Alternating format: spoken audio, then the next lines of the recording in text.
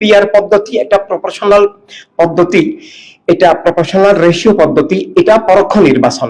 এটাতে জনগণের সরাসরি জনপ্রতিনিধি নির্বাচন, পার্লামেন্ট মেম্বার নির্বাচনের কোনো অধিকার থাকে না।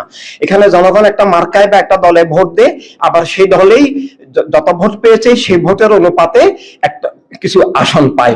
এতে করে জনগণ অধিকারহীন হয়, গণতন্ত্র ধ্বংস হয়, রাষ্ট্র কিছু দলের গ্রাসে চলে যায়। এটা নির্বাচনের নামে ধোঁকা এবং প্রহসন। এটা কিছু কিছু রাষ্ট্র পৃথিবীতে এটা গ্রহণ করে পরবর্তীকালে এটা মানে পরিত্যাগ করেছে। এটা একটা পরিত্যক্ত আবর্জনায় এখন পরিণত হয়েছে। এটা একটা গণতন্ত্র বিরোধী ষড়যন্ত্রে পরিণত হয়েছে। বাংলাদেশে যেসব দলের কোনো জনভিত্তি নাই, গণধিকৃত এবং অতীতের মানে পাপের বোঝা বহনকারী কিছু দল, অতীতে যারা খুন জুলুম করেছে, স্বৈরতা করেছে, পাশবতা করেছে, এসব ভিত্তিহীন, ভুইফোট, নিবন্ধনহীন এবং এই মানে জনসমর্থনহীন দল, যাদেরকে আমরা দেখি যে ভাড়াটে এনে সমাবেশ করে, এবং ওই লোকেরাও বলে আমরা মানে কোন কার সবাই আসছে, কি জন্য আসছে তারা বলতে পারে না।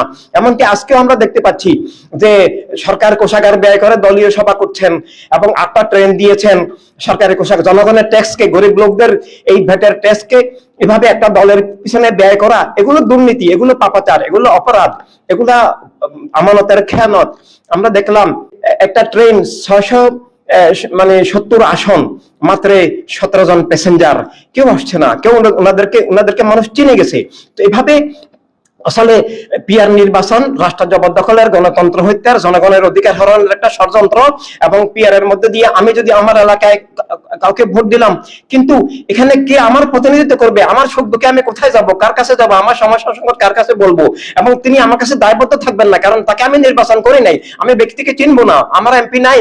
এটা একটা ধোঁকা প্রহসন, এটা রাষ্ট্র জবরদখলের, গণতন্ত্র হত্যার, জনগণকে অধিকারহীন করার, এবং ভিত্তিহীন দলগুলো যারা একটা আসনও পাবে না, তারা এই চালাকির মধ্য দিয়ে এমপি হওয়ার খায়েশ মিটানোর একটা ষড়যন্ত্র মাত্র। ধন্যবাদ।